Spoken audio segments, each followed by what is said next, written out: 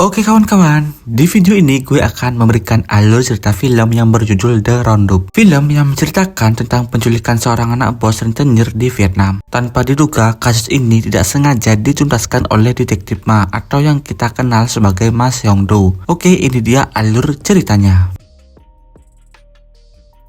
Di awal film, kita dilihatkan Yo Jong Hoon bersama Choi Yong Gi pergi ke tempat lahan terbuka yang jauh dari kota. Yong Gi berencana untuk membeli lahan tersebut untuk membangun tempat rekreasi. Tiba-tiba datang sebuah mobil van. Yong Gi pun memasuki van tersebut untuk berdiskusi dengan Kang Hae Sang karena Kang ingin menawarkan bisnis kepada Yong Gi. Tanpa diduga, Yong Gi pun ditipu dan dihajar habis-habisan oleh anak buah Kang. Dan Kang pun mengancam Yong Gi jika tidak diberi uang maka Yong Gi akan dibunuh dan penculikan itu pun terjadi. Kita tiba di sebuah toko yang berada di Korea, di mana ada orang gila yang mengamuk dan mengancam menggunakan pisau. Dong Kyun dan teman lainnya mencoba menenangkannya dan kapten pun tiba. Dari arah lain datanglah pahlawan kita, yaitu detektif Ma Seong Do atau bisa kita panggil dengan sebutan Detma. Detma memiliki rencana untuk menangkapnya melalui pintu belakang toko, tapi hal sial menimpanya karena rak besi terjatuh dan Detma pun ketahuan. Di saat orgil itu menyerang, Detma langsung membantingnya ke lantai dan memberikan sedikit pukulan matahari kepada orgil itu. Dan orgil itu pun langsung KO. Di kantor polisi, Kapten dan Detma berencana akan ke Vietnam untuk menjemput Yo Jong Hoon karena ia menyerahkan diri ke kantor polisi yang berada di Vietnam. Keesokan harinya, mereka sampai di bandara. Tapi mereka ditahan sementara karena Kapten salah berbicara bahasa Inggris. Chang Su pun datang untuk menjemput Detma dan Kapten di sana. Mereka pun diajak makan dan saling mengobrol di sebuah warung Korea. Mereka pun tiba di kedutaan Korea yang berada di Vietnam untuk mengurus surat-surat. Kapten dan Detma pun mencoba menginterogasi Jung Hoon dengan keras. Jung Hoon memberikan alamat JD.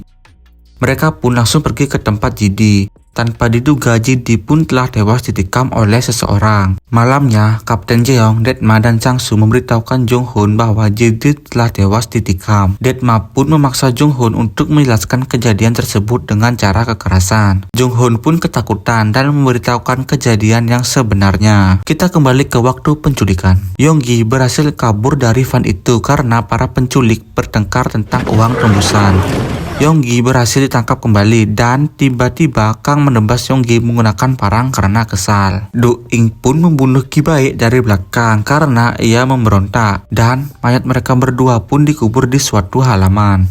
Kita kembali ke waktu sekarang dan terungkaplah kenapa Jung Hoon menyerahkan diri ke polisi Korea. Keesokan harinya mereka bertiga mencari tempat di mana Yong Gi dikubur. Detma pun menobrak pintu yang misterius. Mereka berhasil masuk. Mereka pun menggali di sana dan mereka menemukan mayatnya dan segera menghubungi polisi sekitar. Di lain sisi, Kang dan Dong In kembali ke apartemennya. Mereka berdua menyadari bahwa di dalam kamarnya ada seseorang. Ternyata di dalam kamar Kang ada sekelompok tentara bayaran yang siap membunuh Kang. Dan pertempuran menggunakan senjata tajam pun terjadi.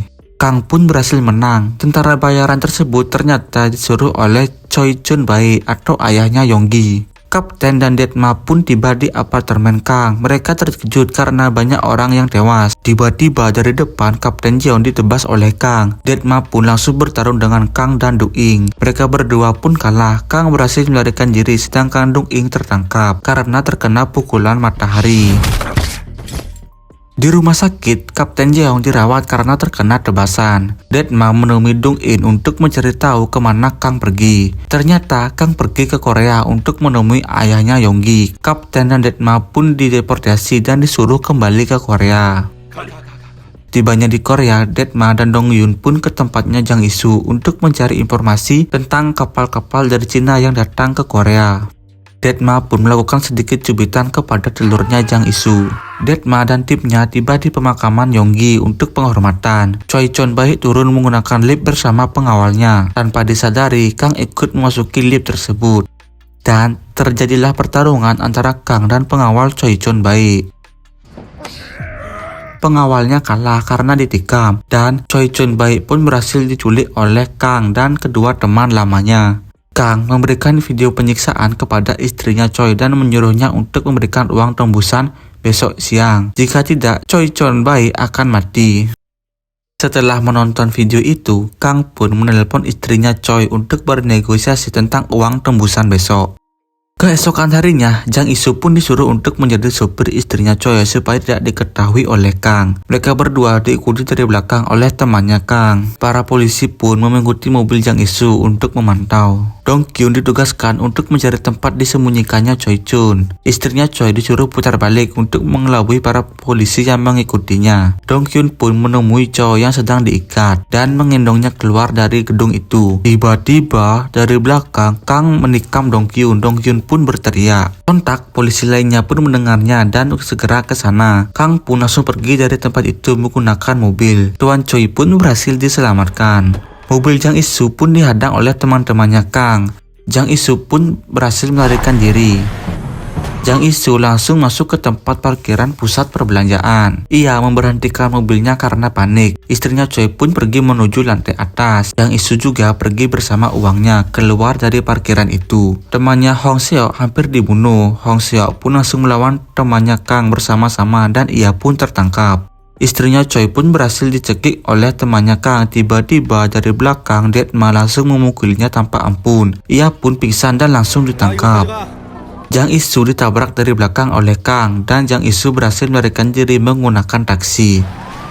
Jang Isu melarikan diri ke Cina menggunakan kapal, tapi Kang sudah ada di depannya. Jang Isu ingin melakukan pertarungan dengan Kang, tapi karena Kang membawa parang, Jang Isu pun langsung ketakutan dan memilih pergi meninggalkannya dengan koper itu.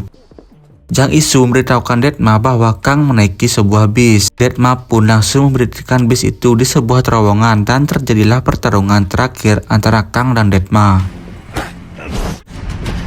Kang pun kalah dengan banyak luka. Polisi dan ambulan datang. Kang akhirnya berhasil ditangkap. Kapten Jeong, Detma, Dong Kyun dan teman-teman lainnya merayakan keberhasilan dengan makan-makan dan minum sedikit alkohol karena mereka mengungkap kasus penculikan oleh Kang, dan film ini pun tamat. Baik, terima kasih yang sudah menonton sampai habis. Semoga kalian terhibur ya. Mohon maaf jika ada salah penyebutan aktor. Saya minta dukungannya dengan cara klik tombol subscribe, like, komen, dan share video ini ke teman-teman kalian ya. Baik, sampai jumpa di video selanjutnya.